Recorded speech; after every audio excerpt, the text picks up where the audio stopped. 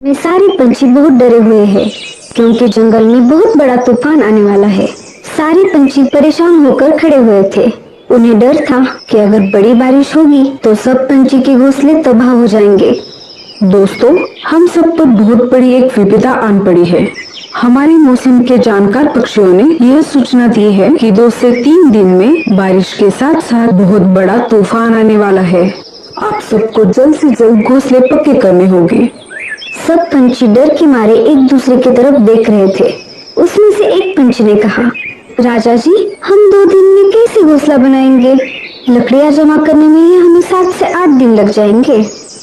तुम चिंता मत करो, हमने इसकी व्यवस्था पहले से ही कर ली है। हमारे राज्य के भंडार में कुछ लकड़ियां जमा है। आपातकालीन समय के लिए इसे रखा था। अब इसका इस्तेमाल करने का समय आ गया है। हमारे सहारा राज्य के सिपाही आपके घोंसले के नीचे कुछ लकड़ियां डाल देंगे।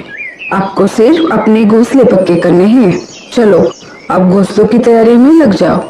सारे पंछी अपने अपने घोंसले की तरफ निकल पड़े। अब मैं क्या करूं? मेरा तो इस दुनिया में कोई नहीं है और अब मुझसे ये सब काम भी नहीं होते। तुम चिंता मत करो मीनू मौसी, मैं हूं ना आपके साथ। हम दोनों मिलकर अपना घोंसला बनाएंगे ताकि दोनों का समय बच जाए। नहीं नहीं, मुझे किसी का एहसान नहीं चाहिए। अगर कहीं तुमने बारिश के समय घोंसले से बाहर निकाल दिया तो मेरा क्या होगा फिर? मैं कहाँ पर जाऊंगी? ऐसी बात नहीं है मीनू मौसी, मैं तो हम दोनों के भले के लिए कह रही थी ताकि दोनों का समय बच जाए। रहने दो, मैं देख लूंगी। ठीक है, जैसे आपकी मर्जी। सब सिपाही पंछी की राह देख रहे थे। सबको घोंसला जो बनाना था। थोड़ी देर बाद सिपाही पंछी लकड़ियां लेकर आ गए। उन्होंने हर एक पेड़ के नीचे लकड़ियां डाल दी। मीनू मौसी और लाडो लकड़ियों के पास आ जाती है। उन दोनों से पहले कालू कौवा और भूरा कौवा वहां पर पहुंच चुके थे। आ गए दोनों। काम के समय पर तो गायब रहोगे और जब प्रसाद बट रहा हो तो दोनों पहले से हाजिर रहते हैं। मतलब ही कहीं के। अरे मीनू मौसी, इन लकड़ियों पर सिर्फ तुम्हारा नाम नहीं लिखा है, इन पर हमारा भी अधिकार है। हाँ हाँ, मुझे मत सिखाओ क्या अधिकार है और क्या नहीं। मैं तुम जैसों को बहुत अच्छी तरह से जानती हूँ।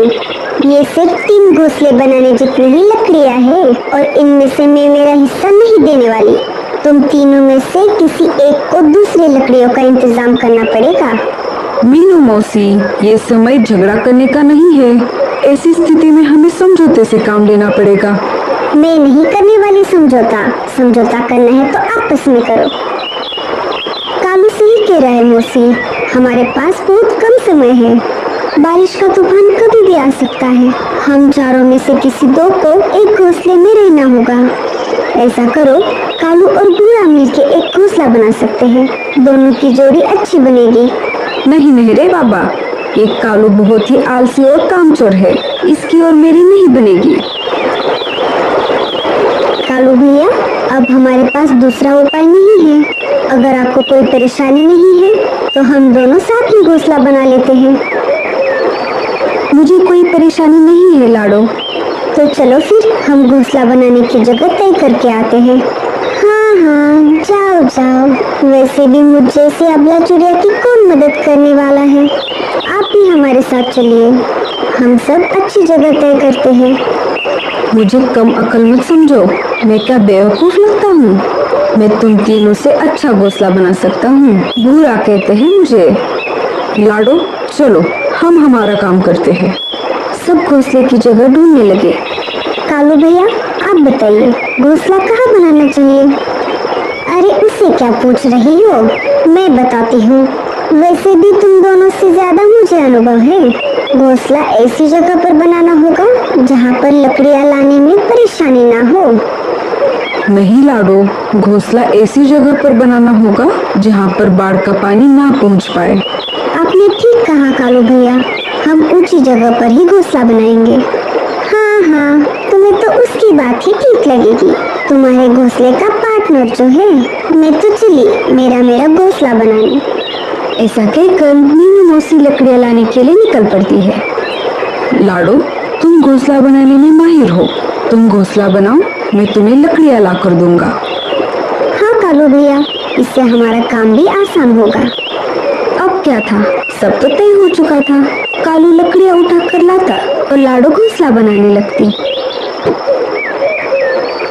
इधर भूरा कौवा वजन में हल्की लकड़ियां उठाकर अपनी डाली पर रख रहा था। मैं चुपके से जाकर कुछ लकड़ियां उठाकर लेकर आती हूँ।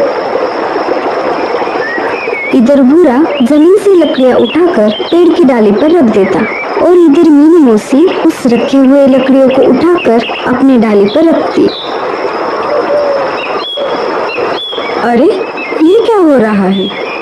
बहुत देर से मैं लकड़ियां इकट्ठा कर रहा हूँ पर लकड़ियां तो जमा ही नहीं हो रही। चलो, मुझे लगता है इन लकड़ियों से मेरा घोंसला बन जाएगा।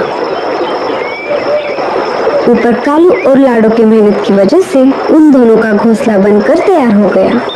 उन दोनों का घोंसला तैयार हो चुका है, ये देखकर मीनू मौसी बहुत चलने लगी। ओए माँ, मर गई रे। लाडो और कालू दोनों मीनू मौसी के पास आ जाते हैं। क्या हुआ मौसी? लगता है ज्यादा वजन उठाने की वजह से मेरे पैर में मोच आ गई है। अब मैं घोंसला कैसे बना पाऊंगी? आप रहने दीजिए मीनू मौसी, हम हैं ना, हम आपको घोंसला बनाने में मदद करते हैं। मुझे लगता है आपको मेरे घोंसले के बाजू में घोंसला बनाना चाहिए। मुझे लगता है मैं ज्यादा ऊपर उड़ नहीं पाऊंगी, तुम यहीं पर घोंसला बना लो। ठीक है मौसी। ऐसा कहकर लाडो और कालू ने मीनू मौसी का घोंसला बनाना चालू कर दिया। मीनू मौसी मस्त आराम कर रही थी और दोनों घोंसला बनाने में लग गए। थोड़ी ही देर में घोंसला बनकर तैयार हो गया। लो मौसी, घोंसला बनकर तैयार है। अब हम सबको अंदर जाना होगा, वरना बारिश का तूफान कभी भी आ सकता है। इधर भूरे ने जैसे तैसे अपना घोंसला तैयार कर लिया और वैसे ही अंदर जाकर सो गया। कालू भैया, मुझे नहीं लगता कि बारिश 4-5 दिन रुकने वाली है। हमें अनाज का प्रबंध करना होगा। हाँ लाडो, मुझे एक जगह पता है, वहाँ पर बहुत सारा अनाज है। हम जाकर वो अनाज लेकर आते हैं। दोनों ने 4 से 5 दिन तक चले इतना अनाज इकट्ठा कर लिया। रात हो गई, सब अपने अपने घोंसले में बैठे हुए थे।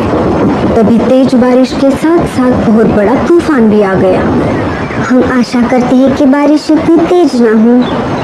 पूरी रात जैसे तैसे निकल गई। सुबह हो गई। भूरा कौवा मजे में सो रहा था। तभी उसके पैरों में कुछ महसूस होने लगा। अरे, ये क्या हो रहा है? मेरे पैर इतने ठंडे क्यों हो गए हैं? भूरा नीचे नजर घुमाता है तो बारिश का पानी पूरे घोंसले में फैल चुका था। भूरा उस डाली से उड़कर ऊपर वाली डाली पर जाकर बैठता है। मुझे लगता है पानी इससे ऊपर नहीं आएगा। थोड़ी देर बाद पानी उसके पैरों तक आ ही जाता है। जैसे ही पानी बढ़ने लगता है, उसकी नींद फिर से खुल जाती है। पानी बहुत ऊपर तक आ गया। मैं एक काम करता हूँ, घोंसले के ऊपर जाकर बैठता हूँ।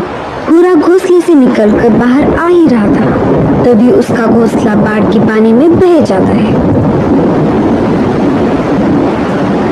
वो मीनू मौसी के घोंसले के पास आ जाता है।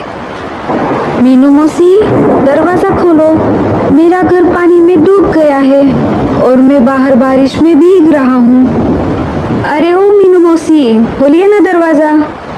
मीनू मौसी को भूरे कौवे की आवाज सुनाई दे रही थी, पर वो सुनकर अनसुना कर देती है। ये तो मीनू मौसी की आदत ही है, किसी की मदद ना करना और खुद की भलाई का इंतजाम करना। भूरा कौवा लाडो के घोंसले के पास आ जाता है। लाडो, कालू, दरवाजा खोलो, मेरा घर तो डूब गया, मुझे अपने घर में ले लो। अरे लाडो, कालू, अरे खोलो जल्द से दरवाजा, नहीं तो मैं मर जाऊंगा। लाडो चिड़िया अंदर से घोंसले का दरवाजा खोल देती है। दोनों उसे देखकर चौंक जाते हैं। हमने तुम्हें पहले ही बताया था, बारिश बहुत तेज होने वाली है। अब चलो जल्दी से अंदर आ जाओ। तीनों खिड़की से बाहर का नजारा देख रहे थे। तभी अचानक मीनू मौसी के चिल्लाने की आवाज आ जाती है। अरे मुझे बचाओ कोई! अरे लाडो, कालू, कहाँ गए सब के सब? अरे कालू भैया, लगता है मीनू मौसी किसी मुसीबत में है, हमें उन्हें बचाना होगा। उसके साथ ऐसा ही होना चाहिए। ऐसी बात नहीं है, वो हमारे दोस्त है और हमें किसी मुसीबत में फंसे हुए पंछी की मदद करनी चाहिए, चाहे वो हमारा दुश्मन ही क्यों ना हो।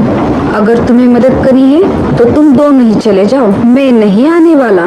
कालू और लाडो घोंसले से बाहर चले जाते हैं। दोनों ने बाहर आकर देखा तो मीनू मौसी पानी में बह रही थी।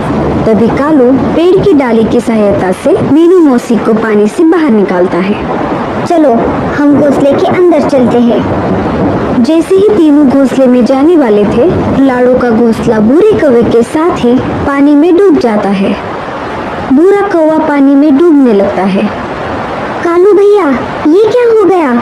हमें भूरे कौवे को भी बचाना होगा। नहीं नहीं, मैं उसे नहीं बचाऊंगा। तुमने देखा नहीं वो कैसे मीनू मौसी को बचाने के लिए इनकार कर रहा था। कालू भैया, अभी अभी तो आप कह रहे थे मुसीबत में फंसे पंछी की मदद करनी चाहिए, चाहे वो हमारा दुश्मन ही क्यों ना हो। ठीक है बाबा, बचाता हूँ। अरे मर गया रे, बचाओ। अरे देख क्या रहे हो सबके सब, कोई तो बचाओ मुझे। अगर मैं तुम्हारे साथ आ जाता तो ये मुसीबत नहीं आती। कालू उसे पानी से बाहर निकालता है और उसे ऊपर से डाली पर छोड़ देता है।